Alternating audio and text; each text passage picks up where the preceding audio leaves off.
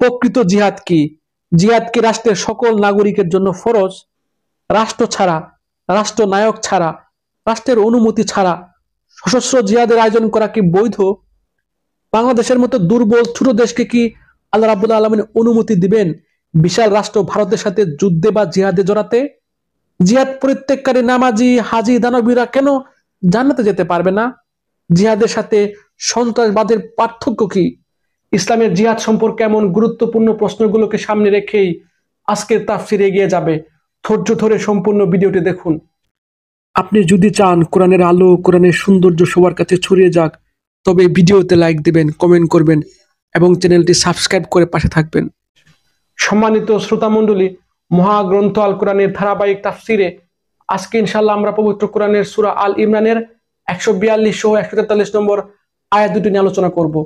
এই দুটি আয়াতে মহান আল্লাহ রাব্বুল আলামিন বলেন, আম হাসিবতুম আন তাদখুলুল জান্নাতা ওয়ালাম্মা ইয়ালামিল্লাহুল্লাযীনা জাহাদু মিনকুম ওয়া ইয়ালামাস সাবিরিন।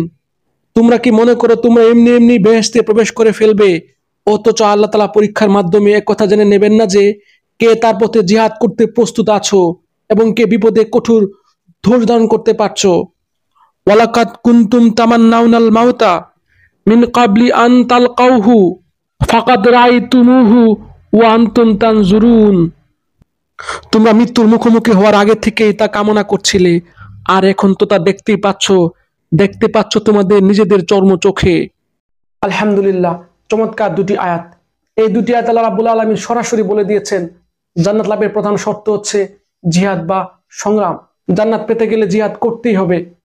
জিহাদ আল্লাহর দেয়া সংবিধান, আল কোরআনের আইন কানুন, দণ্ডবিধি, জীবন বিধান বা জীবন আদর্শ ব্যক্তি জীবনে, পারিবারিক জীবনে, সামাজিক জীবনে, ধর্মীয় জীবনে, রাষ্ট্রীয় জীবনে প্রতিষ্ঠা করার, বাস্তবায়িত করার সর্বাত্মক চেষ্টা করাকে জিহাদ বলা হয়। এই জিহাদ বা যুদ্ধ দুই প্রকার: এক নিরস্ত্র জিহাদ বা নিরস্ত্র যুদ্ধ, দুই সশস্ত্র জিহাদ বা সশস্ত্র যুদ্ধ। নিরস্ত্র জিহাদ ব্যক্তিগত জিহাদ।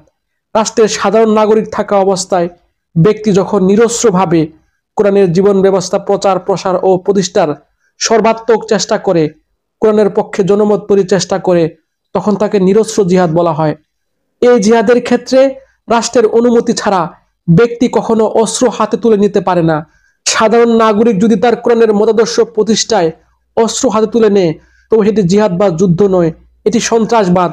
সাধারণ নাগরিক শুধুমাত্র কোরআনের সৌন্দর্য, যৌক্তিকতা মানুষের কাছে প্রচার করে জনমত তৈরি করবে, এটি তার নিরস্ত্র জিহাদ বা নিরস্ত্র সংগ্রাম। এই বিষয়টির পরিষ্কার দলিল হলো মহানবী সাল্লাল্লাহু আলাইহি সাল্লামের মাক্কি জীবন।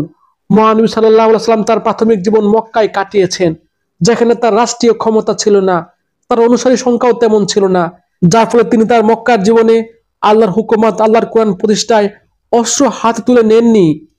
তার সাহাবীরা রাসূলের কাছে বারবার অস্ত্র হাতে তুলে নিয়ে সশস্ত্র জিহাদের অনুমতি চেয়েছিলেন, কিন্তু আল্লাহ অনুমতি দেননি। আমাদের আলোচ্য আয়াতগুলোতে তার ইঙ্গিত রয়েছে। পাশাপাশি সূরা নিসার ৭৭ নম্বর আয়াতে বলা হয়েছে রাষ্ট্রীয় ক্ষমতাবিহীন সাধারণ নাগরিক মুহাম্মদ সাল্লাল্লাহু আলাইহি সাল্লামকে সশস্ত্র যুদ্ধ হতে হাত গুটিয়ে রাখতে হয়েছিল। অন্যদিকে সশস্ত্র জিহাদ বা সশস্ত্র যুদ্ধ হলো রাষ্ট্রীয় জিহাদ। রাষ্ট্র যদি কোরআনকে তার সংবিধান হিসেবে গ্রহণ করে এবং এই সংবিধানের বাস্তবায়নের জন্য, এই সংবিধান রক্ষার জন্য, এই সংবিধান পৃথিবীর বুকে প্রচার প্রসার করার জন্য, পাশাপাশি রাষ্ট্রের সার্বভৌমত্ব ও শান্তি শৃঙ্খলা রক্ষার জন্য, পৃথিবী থেকে অন্যায় অবিচার দূর করে ন্যায় প্রতিষ্ঠার জন্য তার সামরিক বাহিনীর মাধ্যমে অস্ত্র হাতে তুলে নেয়, তবে সেটি সশস্ত্র জিহাদ বা সশস্ত্র সংগ্রাম। এখানে শক্তি প্রয়োগের সুযোগ আছে। এই বিষয়টি দলিল হলো মহানবী সাল্লাল্লাহু আলাইহি সাল্লামের মাদানী জীবন, যেখানে তিনি মদিনা রাষ্ট্রের রাষ্ট্রনায়ক হয়েছিলেন। তার রাষ্ট্রের নির্দিষ্ট ভূখণ্ড ছিল, সরকার ও সেনাবাহিনী ছিল, আর এই সেনাবাহিনীকে আল্লাহ রাব্বুল আলামিন সশস্ত্র জিহাদের অনুমতি দিয়ে পবিত্র কোরআনের সূরা আনফালের 29 এবং 60 নম্বর আয়াতে বলেছেন, আল্লাহর জীবন ব্যবস্থা পৃথিবীর বুকে প্রতিষ্ঠা করার জন্য, পৃথিবী থেকে জুলুমের শিকড় চিরতরে মুছে দেবার জন্য সশস্ত্র সংগ্রাম, সশস্ত্র জিহাদ তোমরা চালিয়ে যাবে। পাশাপাশি তোমরা নিজেদের শক্তিশালী করার জন্য যথাযথ শক্তি, সামর্থ্য, যুদ্ধাস্ত্র, পারমাণবিক বোমা সহ সময় উপযোগী যুদ্ধযান সবসময় প্রস্তুত রাখবে। আল্লাহর এই বিধানের পরিপ্রেক্ষিতে মুসলিম রাষ্ট্রের জন্য ফরজ হলো বিশাল শক্তিশালী সেনাবাহিনী তৈরি করা, সেই সেনাবাহিনীর জন্য উন্নত প্রযুক্তির সকল যুদ্ধাস্ত্র তৈরির ব্যবস্থা করে দেয়া, মুসলিম সেনাবাহিনীকে যুগ উপযোগী প্রশিক্ষণে প্রশিক্ষিত করে পৃথিবীর শ্রেষ্ঠ সেনাবাহিনীতে পরিণত করা, পাশাপাশি সেই সেনাবাহিনীকে তাদের ন্যায় প্রতিষ্ঠার জিহাদ বা সংগ্রাম সমস্ত পৃথিবীতে চলমান রাখাও ফরজ। এখন প্রশ্ন করতে পারেন, রাষ্ট্রের সাধারণ নাগরিক কেন সশস্ত্র জিহাদে অংশগ্রহণ করতে পারবে না? রাষ্ট্রের সামরিক বাহিনী কেন শুধুমাত্র সশস্ত্র জিহাদে অংশগ্রহণ করবে? রাষ্ট্রের সাধারণ নাগরিক কিভাবে জিহাদে অংশগ্রহণ করবে? আসলে সশস্ত্র যুদ্ধ বা সশস্ত্র জিহাদ হলো একটি বিশাল বিষয়। আধুনিক যুদ্ধাস্ত্র, যুদ্ধ বিমান, কামান, বোমা বারুদ এগুলো তৈরি করা, পরিচালনা করা সহজ বিষয় না। সাধারণ মানুষের পক্ষে এগুলো ক্রয় করা, তৈরি করা, চালানো সম্ভব নয়। একমাত্র রাষ্ট্র, রাষ্ট্রের সেনাবাহিনী পারবে এগুলো ব্যবস্থাপনা করতে। তাই রাষ্ট্রের সামরিক বাহিনী ন্যায় প্রতিষ্ঠার সশস্ত্র জিহাদ করবে, আর সাধারণ নাগরিক ন্যায় প্রতিষ্ঠার জন্য রাষ্ট্রের সামরিক বাহিনীকে টাকা পয়সা দিয়ে সহযোগিতা করবে। এটি তাদের জন্য নিরস্ত্র জিহাদ।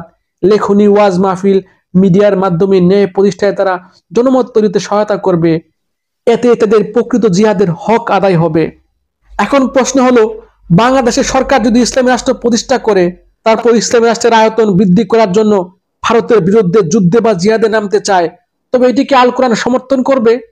এর জবাবে আল্লাহ রাব্বুল আলামিন পবিত্র কোরআনের সূরা আনফালের 39 এবং 60 নম্বর আয়াতে বলেছেন, মুসলিম রাষ্ট্রের জন্য ফরজ হলো নিজেদের সামরিক শক্তিকে সমৃদ্ধ করে আল্লাহর দ্বীন প্রতিষ্ঠায় অন্য দেশে অভিযান চালানো। তবে এক্ষেত্রে শর্ত আছে। বাংলাদেশের সৈন্যবাহিনীকে শত্রুপক্ষের সৈন্য সংখ্যা ও তাদের সমরাস্ত্র সম্পর্কে, গোলা বারুদ সম্পর্কে পর্যাপ্ত ধারণা রাখতে হবে। নারায়ে তাকবীর, আল্লাহু আকবার বলে হুট করে যুদ্ধে নেমে পড়লেই হবে না। 200-400 সৈন্য নিয়ে শত্রু বাহিনীর লক্ষ লক্ষ সেনাবাহিনীর বিরুদ্ধে যুদ্ধে ঝাঁপিয়ে পড়া যাবে না। এর প্রমাণ আল্লাহ রাব্বুল আলামিন পবিত্র কোরআনের সূরা আনফালের 66 নম্বর আয়াতে বলেন, আল্লাহ তোমাদের বোঝা হালকা করে দিয়েছেন। তিনি জেনে নিয়েছেন যে তোমাদের মধ্যে দুর্বলতা রয়েছে। কাজেই তোমাদের মধ্যে যদি দৃঢ়চিত্ত 100 সৈন্যবাহিনী থাকে, তবে তোমরা জয়ী হবে 200 সৈন্যের বিরুদ্ধে। আর যদি তোমরা 1000 জন হও, তবে তোমরা জয়ী হবে 2000 জনের উপর। আল্লাহ রয়েছেন দৃঢ়চিত্ত লোকদের সাথে। দেখেছেন আল্লাহ রাব্বুল আলামিন কি বলেছেন?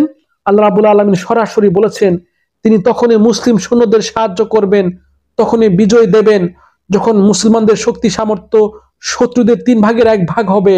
এখন হিসাব করে দেখুন, ভারতের সৈন্য সংখ্যা ও অন্যান্য শক্তি সামর্থ্যের সঙ্গে বাংলাদেশের শক্তির কত পার্থক্য আছে। আসলে নামাজ, রোজা, হজ, যাকাত যেমন ফরজ ইবাদত, ঠিক তেমনি রাষ্ট্রের সামরিক বাহিনীকে শক্তিশালী করাও ফরজ ইবাদত।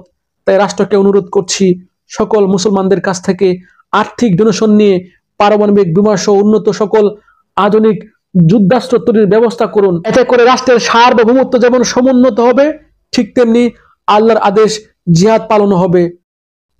আল্লাহ রাব্বুল আলামিন আমাকে সহ আপনাদের সবাইকে আল্লাহর জীবন ব্যবস্থা, আল্লাহর হুকুমাত, আল্লাহর সার্বভৌমত্ব প্রতিষ্ঠায় এই জিহাদে অংশগ্রহণ করার তৌফিক দান করুন। এই প্রত্যাশা এখানেই শেষ করছি। ধন্যবাদ।